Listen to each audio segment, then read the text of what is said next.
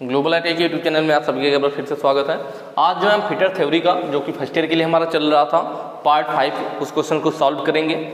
और ये जो आपको क्वेश्चंस दिख रहे हैं इसका पीडीएफ आपको कहाँ से मिलेगा, तो मैंने पहले भी बताया है कि उसके लिए आपको www.globaliti.org पे विजिट करना होगा जब आप अपने फ़ोन में इस चीज़ को वेबसाइट को ओपन करेंगे। ठीक है, तो इस टाइप से यहाँ पे खुलेगा आपके सामने globaliti.org। तो आपको कहाँ जाना है, कोर्स पे जाना है। कोर्स पे जैसे ही आप जाएंगे ऐसे ढेर सारे ऑप्शन दिखाई देंगे, आपको फिटर थ्योरी पे क्लिक कर लेना है। फिटर थ्योरी पे क्लिक कर लीजिएगा। बाकी एम्प्लॉयबिलिटी स्किल या जो भी आपको और चाहिए तो उनको भी आप वहाँ से ले सकते हैं। तो इस तरह से दो आपको ऑप्शन दिखाई देगा, फिटर थ्योरी फर्स्ट ईयर और सेकंड ईयर। आप फर्स्ट ईयर पे क्लिक कर लेना, सेकंड ईयर का भी चाहे तो वहाँ भी देख सकते हैं। फर्स्ट ईयर के नीचे फिर आप स्लाइड करके जाओगे तो नीचे जो है आपको वहाँ पे क्या मिलेगा, पीडीएफ मिलेगा। यहाँ पे देख रहे हैं आप, जैसे जैसे वीडियोज आपकी अपलोड होती जाएगी पीडीएफ की संख्या यहाँ पे बढ़ती जाएगी। ठीक है, चलिए बाकी इन वीडियोज़ को जो मैं यहाँ पे बना रहा हूँ और भी इसके पहले कई सारे वीडियोज़ एमसीक्यू की अपलोड किए गए हैं। उसके लिए आपको क्या करना होगा, यूट्यूब में सर्च करना है ग्लोबल आईटीआई। ग्लोबल आईटीआई से ओपन होगा, अगर सब्सक्राइब नहीं किया तो दबा के सब्सक्राइब भी कर लीजिएगा। ठीक है, उसके बाद यहाँ पे जैसे ही अंदर आप जाएंगे तो आपको क्या होगा कि ऐसे ऑप्शन दिखाई देंगे, होम वीडियोज़ प्लेलिस्ट। आपको प्लेलिस्ट पे फोकस करना है, प्लेलिस्ट पे क्लिक कर लीजिएगा। प्लेलिस्ट पे क्लिक करके आप नीचे देखोगे, नीचे स्लाइड करते हुए चले जाना, ढूंढना पड़ेगा तो वहाँ पे आपको मिल जाएगा फिटर थ्योरी फर्स्ट ईयर। ठीक है, तो यहाँ पे आप इसे देख सकते हो, वर्क ऑफ कैलकुलेशन का प्लेलिस्ट बना हुआ है, इसको देख सकते हो आप। यहाँ पे एम्प्लॉयबिलिटी स्किल्स का है, मतलब जो भी आपके एग्जाम देना है, जो भी आपके सब्जेक्ट होते हैं सभी के एमसीक्यू बने हुए हैं, सब प्रिपेयर, बस आपको पढ़ने की जरूरत है। ठीक है, चलिए आज का क्वेश्चन स्टार्ट करते हैं।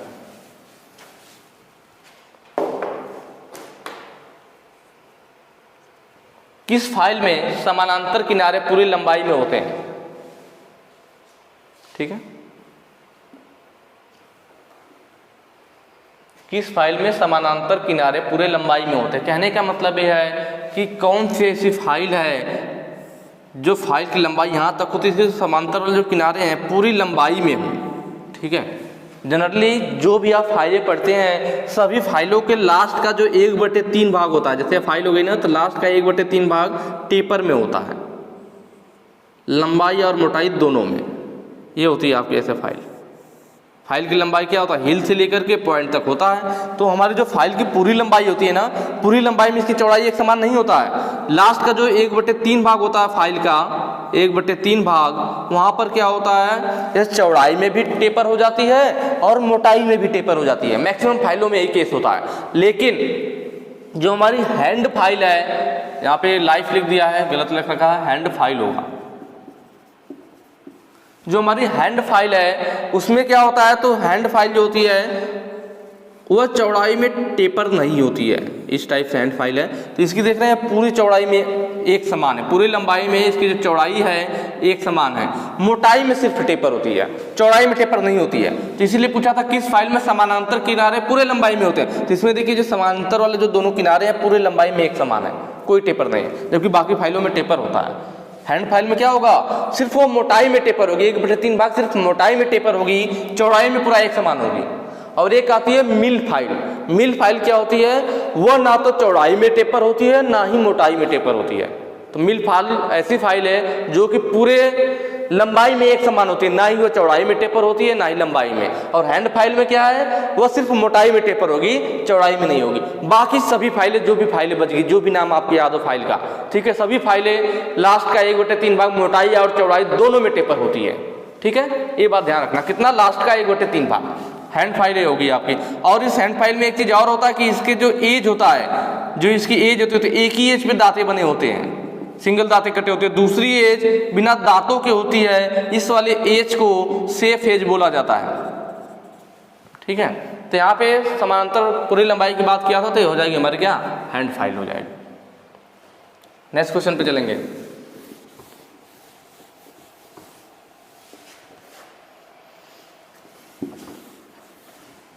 अगला है बेंच चॉइस को बनाने की सामग्री या मटेरियल क्या है, कि जो बेंच चॉइस हमारा बना होता है वह किस मटेरियल का बनाया जाता है। तो देखिए इसमें सोचने की बात है और रटना नहीं, आप सोचिए कि जो बेंच चॉइस होता है, बेंच चॉइस में हम जॉब को दबाते हैं ना, बेंच चॉइस को टाइट करते हैं उसके जबड़े को, तो जॉब को क्या करता है, आपस में दबा लेता है टुकड़े।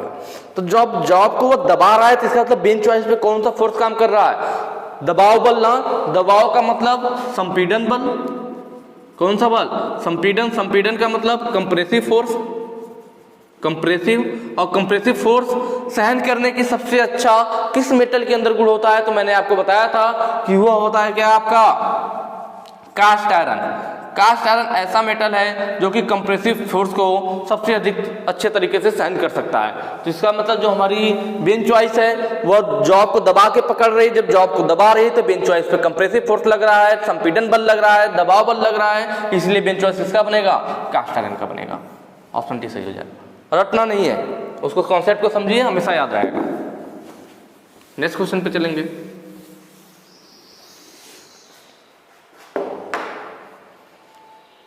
कौन सी मार्किंग मीडिया मशीन से तैयार सतहों पर स्पष्ट रेखाएं प्रदान करती है? मशीन से तैयार सतहों पर मतलब जो मशीनिंग की गई सतह है, जो मशीनिंग की गई फिनिश सतह है, उस पर कौन सा मार्किंग मीडिया यूज किया जाता है ताकि हमें लाइनें स्पष्ट रूप से दिखाई दे? तो वो होता है आपका क्या? Persian blue. ठीक है, पर्सियन ब्लू। इसका यूज हम कम करते हैं। क्यों कम करते हैं? क्योंकि यह सूखने में अधिक समय लेता है। यह सूखने में अधिक समय लेता है, अधिक समय लेता है, इसीलिए पर्सियन ब्लू का यूज कम किया जाता है। लेकिन जो फिनिश सरफेस होती है उस पर इसी का यूज करते हैं, क्योंकि फिनिश सरफेस पे एक्यूरेट और स्पष्ट रेखाएं हमें साफ साफ दिखाई दे, उसके लिए पर्सियन ब्लू बहुत ही अच्छा मार्किंग मीडिया होता है। बाकी जो कॉपर सल्फेट है, आप जानते होंगे इस कॉपर सल्फेट में नाइट्रिक एसिड भी मिलाया जाता है जिससे कि वो अच्छी तरीके से क्रिया कर सके। लेकिन कॉपर सल्फेट क्या है हमारा? जहरीला। कैसा मार्किंग मीडिया है? जहरीला विषैला मार्किंग मीडिया होता है। ठीक है, नेक्स्ट क्वेश्चन पे चलेंगे।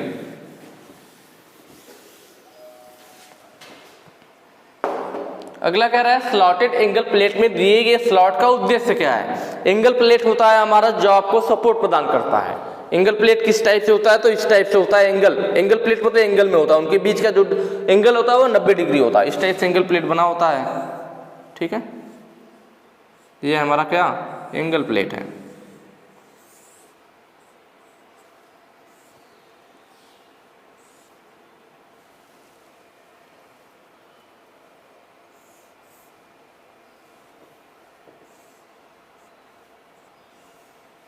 ठीक है, ये एंगल प्लेट है। इनके बीच का जो एंगल होता है वह कितना होता है? इनके बीच का एंगल जो होता है वह 90 डिग्री होना चाहिए। थोड़ा सा टेपर हो गया है, ये बिल्कुल स्ट्रेट जाना चाहिए 90 डिग्री। कितना एंगल होता है? 90 डिग्री होता है दोनों की। तो कुछ एंगल प्लेट सॉलिड वाले भी आते हैं और कुछ में क्या कटा होता है? स्लॉट कटा होता है। इस टाइप से एंगल प्लेट में क्या काट दिया जाता है? स्लॉट काट दिया जाता है, ऐसे नीचे वाले में भी ऊपर वाले में भी। तो ये पूछ रहा है वही चीज़ कि ये जो एंगल प्लेट में स्लॉट कटा होता है, या स्लॉट किस लिए काटा गया होता है? स्लॉट इसलिए काटा जाता है कि जब किसी जॉब को हम इसकी सारे सपोर्ट प्रदान करते हैं तो इसमें फिर सी क्लैंप लगा करके, सी क्लैंप सी आकृति में होगा आपका,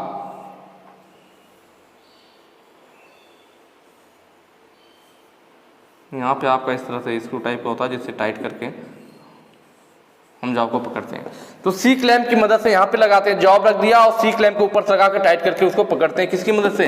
इस स्लॉट की मदद से। अगर स्लॉट नहीं कटा होता तो जॉब को पकड़ना मुश्किल होता, तो इसीलिए स्लॉट काटा गया होता है जिससे कि हमें जॉब को एंगल प्लेट पे पकड़ने में आसानी हो। ठीक है, तो ऑप्शन ए हमारा सही होगा कि स्लॉटेड एंगल प्लेट पे स्लॉट क्यों दिया गया है? ताकि जॉब को आसानी से पकड़ सके। नेक्स्ट क्वेश्चन पे चलेंगे।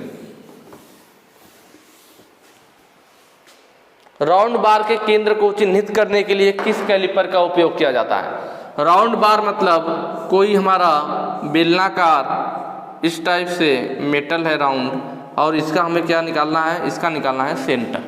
इसका क्या निकालना है? सेंटर निकालना है। तो इसमें से हम किस कैलिपर का उपयोग करेंगे? Inside caliper, outside caliper, firm joint caliper, jenny caliper. तो जैसा कि आप जानते होंगे जो आउटसाइड कैलिपर है वह आउटसाइड मतलब बाहरी, किसी भी बेलनाकार जॉब का डायामीटर, बाहरी व्यास नापने के काम आता है। इनसाइड कैलिपर किसी खोखले पाइप की आंतरिक व्यास मापने के लिए, नाम में ही लगा इनसाइड, इनसाइड मतलब अंदर, तो खोखले पाइप के अंदर का व्यास मापेगा। आउटसाइड कैलिपर सॉलिड के या खोखले पाइप या कोई भी पाइप है उसके बाहरी व्यास को मापेगा।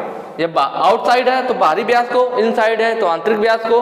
जो जैनी कैलिपर है हमारा, यही होता है राउंड बार का सेंटर ज्ञात करने के लिए। जैनी कैलिपर को हम दो और नामों से जानते हैं, odd leg caliper, odd leg caliper, या फिर हर्मोफ्रोडाइट कैलिपर भी बोलते हैं, हर्मोफ्रोडाइट फ्रोडाइट कैलिपर। ठीक है, तो 3 नाम हो गए, जैनी कैलिपर, ऑडले कैलिपर या हर्माफ्रोडाइट कैलिपर। वो कुछ इस टाइप से कैलिपर बना होता है। उसकी एक टांग क्या होती है, एक टांग सीधी होती है और यह क्या होती है, इसमें नुकीली होती है, और दूसरी टांग जो होती है अंदर की तरफ 45 डिग्री पे मुड़ी होती है। ठीक है, तो इसकी मदद से हम क्या करते हैं, इस टाइप से होता है, तो इसके एक टांग को यहाँ रखेंगे और एक बार ऐसे चांप लगा देंगे।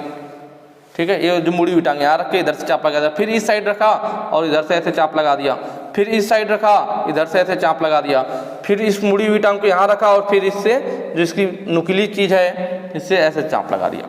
फिर स्केल की मदद से इसके दोनों कॉर्नर को मिला देते हैं, तो जहाँ पे ये दोनों काटते हैं वहीं पे इसका सेंटर निकल जाता है। तो इस तरह से हम जैनी कैलिपर की मदद से राउंड बार का सेंटर निकालते हैं। नेक्स्ट क्वेश्चन पे चलेंगे। यश के रूप में चिन्हित भाग का नाम बताइए। आपको डिवाइडर दिखा रखा है यहाँ फिगर में, और उसके जो इसका नाम पूछ रहा है कि यश के रूप में जो चिन्हित भाग है यह क्या चीज़ है। ठीक है, तो मैं सबके नाम बता देता हूँ, आप ध्यान रखना। यह आप जानते होंगे लेग है, यहाँ पे हमारा वाशर होता है,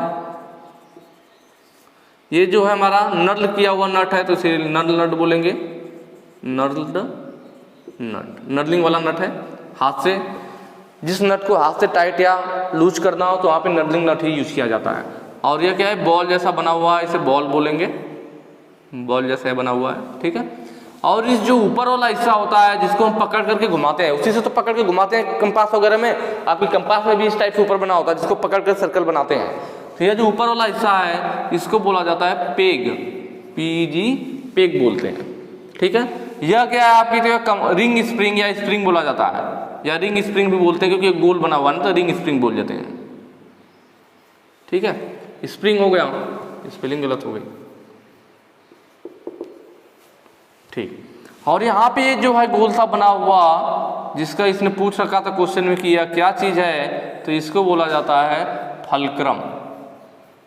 फलक्रम का मतलब कोई चीज़ जहाँ से घूमती है, आलम्ब बोला जाता है हिंदी में, आलम्ब या फलक्रम, जो उसे घूमने के लिए स्थान प्रदान करता है।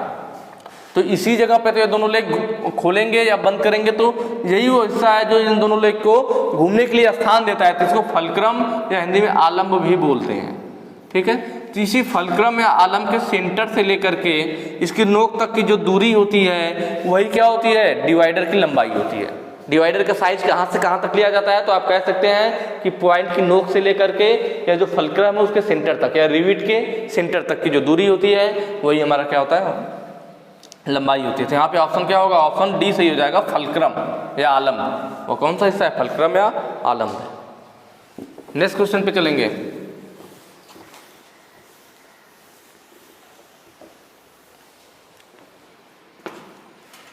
इस कोड़ी मापक यंत्र का नाम बताइए। यहाँ पे दिखा रखा, पूछ रहा है कि यह कौन सा कोड़ी मापक यंत्र है, तो मैं आपको बता दूं कि इसमें देख रहे हैं जो नीचे वाला हिस्सा है इसको बोलते हैं स्टॉक। यह जो होती है मेन ब्लेड होती है, और यह जो होती है दूसरी इसको एक्जुलरी ब्लेड बोलते हैं। एक्जुलरी मतलब सहायक ब्लेड। एक्जुलरी का मतलब क्या होता है, सहायक ब्लेड होता है। ठीक है, और एक होता है आपका बेवेल गेज, ये हो गया यूनिवर्सल बेवेल गेज जो यहाँ पे दे रखा है। एक होता है बेवेल गेज।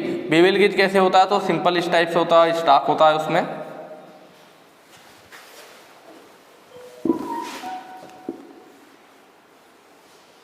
ये मान लीजिए स्टॉक है, यहाँ पे इसमें सिंपल होल बना होता है और यहाँ पे होती है उसमें क्या, ब्लेड लगी होती है। और ब्लेड 45 डिग्री पे से उसका एक साइड सीधा होगा और एक साइड जो होता है उसकी एज 45 डिग्री पे से कटी हुई होती है। यहाँ पे फ्लाई नट लगा होता है जिसकी मदद से इसको आगे पीछे इसमें खिसकाया जा सकता है। ब्लेड में स्लॉट कटा होता है जिससे कि इसको आगे पीछे खिसकाया जा सके। तो इस तरह से नॉर्मल है हमारा, तो इसको क्या बोलते हैं, बेवेल गेज बोलते हैं। यह 0 से 180 डिग्री तक किसी भी एंगल को माप सकता है। और अगर यहीं पे हमारा कम्बिनेशन ये जो है ऊपर वाला यूनिवर्सल बेवेल गेज, तो वो उस टाइप से होता है। तो आपका यहाँ पे क्या है, यूनिवर्सल बेवेल गेज सही हो जाएगा। ठीक है, यह 0 से 180 डिग्री तक का जो है एंगल वगैरह नापने के लिए, और यह यूनिवर्सल जो बनाया गया था अधिक अनियमित सतहों की सरफेस को चेक करने के लिए।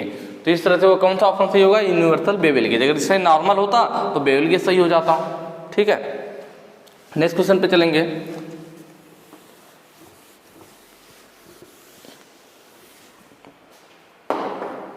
दस डिग्री से ऊपर के संकीर्ण खांचे और कोण को भरने के लिए किसका उपयोग किया जाता है?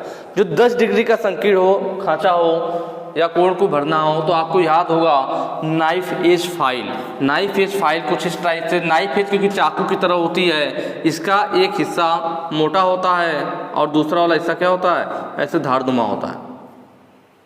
जैसे चाकू में होता है ना, नीचे का हिस्सा पतला और ऊपर का चौड़ा, तो इस तरह चाकू के समान यह फाइल होती है। कैसे होती है? चाकू की तरह, ऊपर मोटा नीचे चाकू के समान धार बना होता है, इसलिए इसको नाइफ एज फाइल बोलते हैं। इसका ये जो एंगल होता है, ये एंगल कितना होता है? तो 10 डिग्री होता है। जिन लोगों ने पेड क्लासेस ज्वाइन किया रहा होगा, मुझे नहीं लगता है कि उन्हें कोई भी दिक्कत आ रही होगी इन प्रश्नों को सॉल्व करने में, ठीक है। उस समय हालांकि हम लोगों ने जब वीडियो बनाया था तो गर्मी के टाइम था, पिछली बार जब लॉकडाउन लगा हुआ था तो काफ़ी पसीने भी हो रहे थे वीडियोज़ बनाने में। लेकिन जिन लोगों ने मेहनत से पढ़ा होगा, जितनी मेहनत से मैंने वीडियोज़ बनाई थी उतनी मेहनत से उन्होंने अगर पढ़ा होगा तो मैं श्योर हूँ कि उनको जो क्वेश्चन है देखते ही आ जा रहा होगा, बहुत ज़्यादा मेहनत की जरूरत नहीं होगी। आपके पास जो 1.5 घंटे का समय मिलेगा, 1 घंटे का आप मुश्किल से 10 से 15 मिनट में सारे क्वेश्चन करके चले आओगे अगर आपने मेहनत से पढ़ा है तो, ठीक है। और बाकी जैसे मैं यहाँ पे पढ़ा रहा हूँ, आप देख के समझ सकते हो कि मैंने फिर जब पूरी क्लासेज ली होगी चैप्टर वाइज टॉपिक वाइज तो कैसे बताया होगा। मैंने पूरे फिगर दिखा करके, जैसे यहाँ प्रोजेक्टर पे चल रहा है, सेम इसी प्रोसेस से हमने वो पूरी बुक ही पढ़ाई थी जो फीडर थ्योरी की है, फर्स्ट ईयर की और सेकेंड ईयर की, सब बिल्कुल मतलब chapter wise plus topic wise figure के साथ, बिल्कुल बेसिक से कुछ भी नहीं छोड़ा था, ठीक है। तो अगर अभी भी आप लोगों ने नहीं पढ़ा है, अगर आप ज्वाइन करना चाहते हैं तो आप प्ले स्टोर से ग्लोबल IT ऐप डाउनलोड कीजिए और वहाँ पे जाकर के उन क्लासेस को ज्वाइन कर सकते हैं अगर आप सच में कुछ करना चाहते हैं तो। अगर आपने उस थ्योरी को कंप्लीट पढ़ लिया ना, तो चाहे आपको या ITI का है, CTI का है, कोई भी गवर्नमेंट जॉब हो, मैं श्योर करता हूँ आपको कभी कोई दिक्कत नहीं आने वाली है, ठीक है। बाकी ऑब्जेक्टिव क्वेश्चन मैं यहाँ पे पढ़ा रहा हूँ जैसे, तो मैं पढ़ाता ही रहूँगा, इसमें कोई दिक्कत नहीं है। लेकिन अगर आप सच में बेसिक बिल्कुल अच्छे से पढ़ना चाहते हैं, अपनी मजबूत करना चाहते हैं बेसिक, तो एक बार जरूर उस क्लास को ज्वाइन कीजिए, फिर आपको उसमें फ़र्क दिखेगा। आप अभी किस लेवल पे हैं, क्या है, कोई मतलब फ़र्क नहीं पड़ता है। एक बार आप उस क्लासेस को ज्वाइन करेंगे, फिर अपने अंदर आप उस चीज़ को महसूस करेंगे कि नहीं आप पहले क्या थे और अब क्या हो गए, ठीक है। मैं ऐप का जो लिंक है उसको डिस्क्रिप्शन में दे दूंगा। Global ITI app play store पे अवेलेबल है, उसका लिंक मैं डिस्क्रिप्शन में दे दूंगा, आप वहाँ से उसको डाउनलोड करके एक बार वहाँ देख सकते हैं। नेक्स्ट क्वेश्चन पे चलेंगे। उस दोष का नाम बताइए जब धातु के चिप्स फाइल के दांतों के बीच घुस जाते हैं। यह कह रहा है कि जब हमारी फाइल होती है, जब उससे हम फाइलिंग कर रहे होते हैं वर्कशॉप वगैरह में, तो क्या होता है कि फाइल में दांते बने होते हैं ना, फाइल इस टाइप से होती है आपकी, और फाइल में दांते बने होते हैं। जब हम फाइल से फाइलिंग करते हैं मेटल को, तो मेटल से बारीक बारीक चूड़ निकलता है, कड़ निकलता है। वह जो बारीक चूड़ या कड़ होते हैं वो फाइल के इन दांतों के बीच में भर जाते हैं। जब दांतों के बीच में भर जाते हैं तो फाइल कटाई करना कम कर देती है और जो सरफेस है जो आपकी, उस पर भी निशान आने लगते हैं। तो जब फाइलों में जो आपके बारीक चूड़ भर जाते हैं इसमें, तो वही चीज़ कह रहा है कि उस दोष का नाम बताइए जब धातु की चीज़ फाइल में भर जाते हैं, तो उस दोष को बोलते क्या है? तो उस दोष को बोलते हैं फाइल की पिनिंग। क्या बोला जाता है? फाइल की पिनिंग। जब फाइल में जो आपके बारीक चूड़ भर जाते हैं इसमें दांतों के बीच में, जिससे कि फाइल आपका फाइलिंग करना कम कर देती है, या कह लीजिए उसके सरफेस पे निशान आने लगता है, तो वही होता है हमारे क्या, फाइल की पिनिंग होती है। अब इस दोष को दूर करने के लिए क्या करते हैं? तो इसके लिए यूज करते हैं हम कार्ड फाइल। क्या यूज करते हैं? Card file. कार्ड फाइल क्या है? तो यह एक लकड़ी का फाइल होता है जिसमें नीचे क्या लगे होते हैं? तार कई सारे लगे होते हैं। लकड़ी की फाइल में महीन तार लंबे लंबे लगे होते हैं, जिनकी मदद से फिर हम इनको क्या करते हैं, उस तार ब्रश की मदद से इन फाइलों को, दांतों को साफ करते हैं, जिससे कि वो बारीक चूड़ बाहर निकल जाते हैं और फिर से फाइल हमारी सही हो जाती है। तो यहाँ पे क्या हो जाएगा? ऑप्शन बी सही हो जाएगा, फाइल की पिनिंग।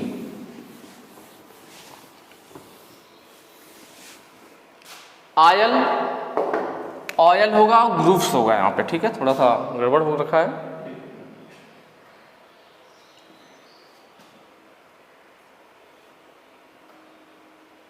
ठीक है, यहाँ पे आपको दिख रहा होगा ऑयल ग्रूव्स। यहाँ पे ग्रूव्स होगा, ये क्या US वगैरह कुछ लिख गया है, ये ग्रूव्स होगा। ऑयल ग्रूव्स को काटने के लिए किस चीज़ का उपयोग किया जाता है? ऑयल के लिए आपके बेरिंग वगैरह में होता है जहाँ पे ऑयल ग्रूव्स बनाए जाते हैं जिससे कि लुब्रिकेशन हो सके। तो ऑयल ग्रूव्स काटने के लिए हम कौन सी चीज़ें यूज करते हैं उसको यहाँ पे पूछ रहा है, ठीक है। जो मैंने आपको बताया था कि यहाँ पे लिखा हुआ है ना प्ले स्टोर से आप ग्लोबल IT ऐप डाउनलोड कर सकते हैं, ठीक है। तो जो ऑयल ग्रूव्स होता है तो उसको काटने के लिए हम हाफ राउंड चीजल यूज करते हैं। मैंने पीछे के क्वेश्चंस में भी इस चीज़ को बताया था कि जो हाफ राउंड हमारी चीजल होती है उसकी मदद से ऑयल ग्रूव्स या कीवे वगैरह भी काट सकते हैं। जबकि हमने बात किया था डायमंड पॉइंट चीजल की, तो डायमंड पॉइंट चीजल कहाँ हो रहा था, तो वह हो रहा था जब कहीं पे